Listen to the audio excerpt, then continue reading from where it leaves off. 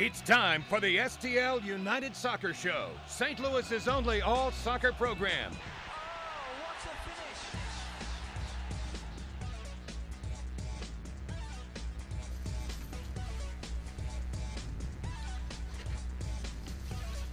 Well, we're back on the STL United Soccer Show with Bill McDermott, Dave Lang sitting in, and we are about to speak with Tim Ream.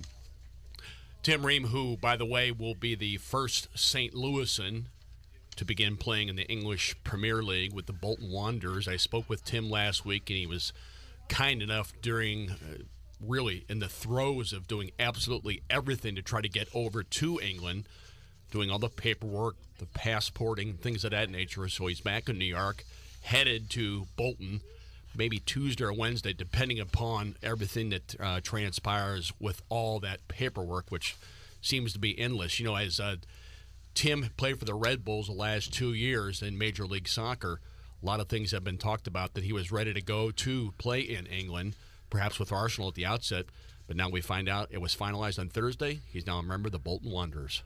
Welcome to the show, Tim. Thank you. Thanks for having me. Hey, how's that honeymoon working out for you? Yeah, not so well. You know, it was a little disappointing and upsetting that we had to cancel it. You know, great opportunity, just you know, pretty bad timing. We should mention that Tim is married 2 weeks ago today. Tim, was it not? 3 weeks 3 ago weeks, today. okay. Tim is married to Kristen Sapienza, who played soccer at St. Louis University, so yet another St. Louis University soccer couple. But Tim, first of all, congratulations, not just on the wedding, but becoming a member of the Bolton Wanderers. I know this is a huge step for you.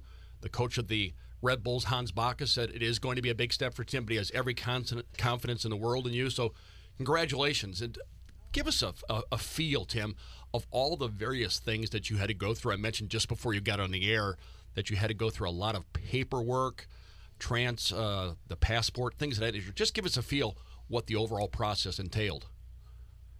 Yeah, I mean, first of all, the first step was getting a phone call, you know, the day after the wedding, and you know, canceling the honeymoon. That's a nice gift, huh?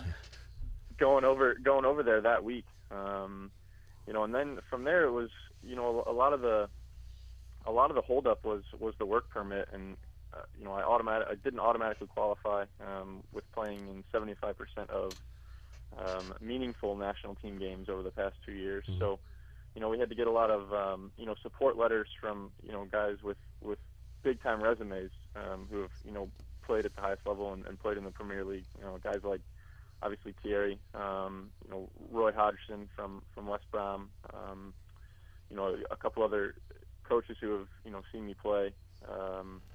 So I mean, that was the biggest thing. And then, you know, once the work permit went through, it was, you know, a lot of filling out forms, you know, to be able to come back to the States to get my, you know, the passport stamped. And you know, that's what I'm doing right now. I'm up in New Jersey, you know, waiting to go in to get my passport stamped on Monday.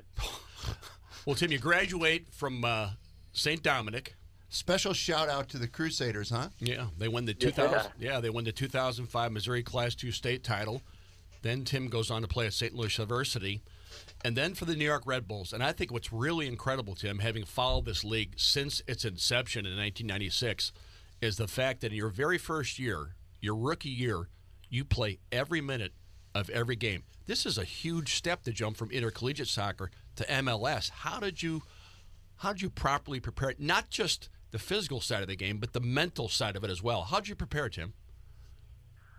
Well, I think, you know, I went into that year just honestly, you know, looking to contribute in any way that I could. You know, maybe pushing the guys in front of me and pushing the guys around me. And you know, I think it was one of those things where, you know, I knew going in that, you know, whatever happened, you just roll with it. And you know, if you take the good with the bad and you learn, and you know, you make mistakes and you learn from it. And you know, I think that having that attitude, it definitely helped me, you know, kind of forget about, you know, everything that was going on and just going out there and playing and performing. And I think that was was the biggest key going into that year. And I remember a conversation we had in Columbus 2 years ago, Tim, when you told me that Juan Pablo Angel, the great forward from Colombia, actually was one of your best teachers. Give us a feel what he did. Was it prior to training, after training, did he stay around with you, or was it just during the overall training process? Yeah, you know what? It was a little bit of everything. During training a lot, I would ask questions, or he would give a pointer here or there. Obviously, he's played at the highest level also, so he knows what defenders do and how they think and how they play, and he kind of passed that that along to me. And even this past year, Thierry Henry did the same thing, and again also Rafa was giving pointers also. So it's learning from those really experienced guys who've played at the highest level and have seen it all.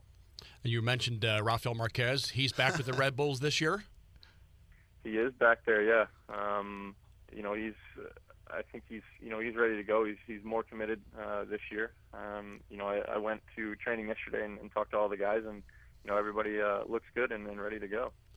Well, Tim, the main thing I think with the Bolton Wanderers is, first of all, they're hovering right now just above that relegation zone. So they've traded Gary Cahill to Chelsea. He's with them now. So this is an ideal scenario for you to step right in and get a feel for the English Premier League. Has your coach mentioned to you yet where he would like to insert you in the lineup? Yeah, I mean, we've had a couple conversations over the past couple weeks. He definitely wants me to play that left center back spot. Mm-hmm. And he wants me to he wants to integrate me pretty quickly and as fast as we can. Which is why we were pushing this work permit and trying to get it done as soon as possible. So again, he wants me to fill that left center back spot, and he wants me to do it as quickly as possible. Mm-hmm.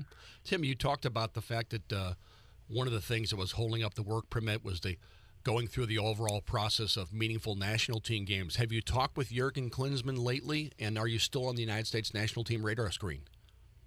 I haven't talked to him probably in a couple of weeks, but he was obviously supportive of this move.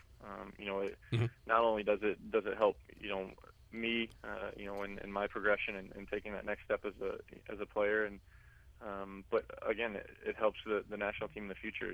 The more guys we have playing at the highest level, the better it is for the national team. To answer the second part of the question, I mean, I would like to think that I'm still on the radar. Mm-hmm.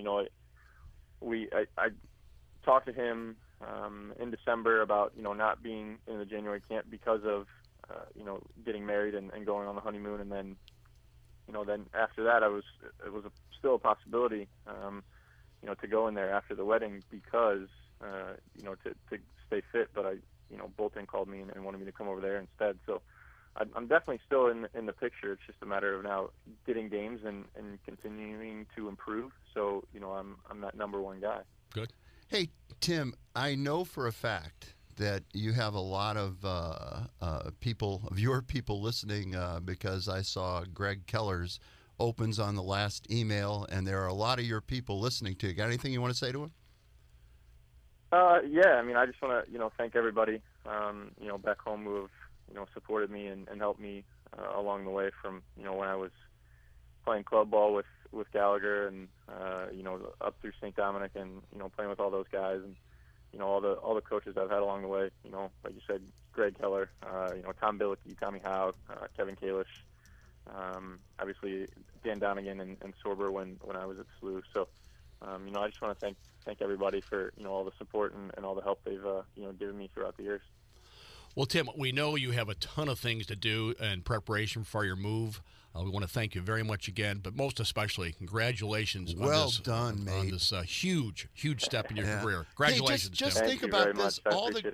All the great players, and we're going to talk about them a little later with Dave Lang, that have come out of St. Louis. And have any of them hit the top level like this before, Bill?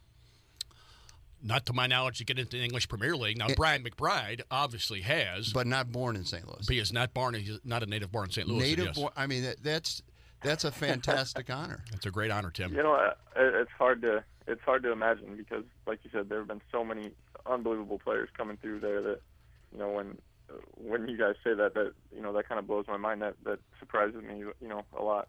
Well, I could just tell you, if you want a ball out of the backfield on the ground at your feet, pinged at your feet from about 40 to 50 yards, number 5, Tim Ream's your guy.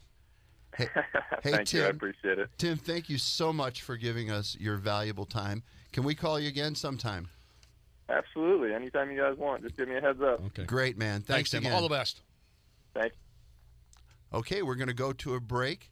Wow, that was a lot of fun, Bill. This guy will get a chance, and he's probably going to go over. He didn't mention this. He's probably going to go over Tuesday or Wednesday. Now, Bolton has a game Wednesday against Arsenal. He's obviously not going to play in that. But they want to incorporate him as quickly as possible. There's a reason they actively sought him out. They want to incorporate him as soon as possible.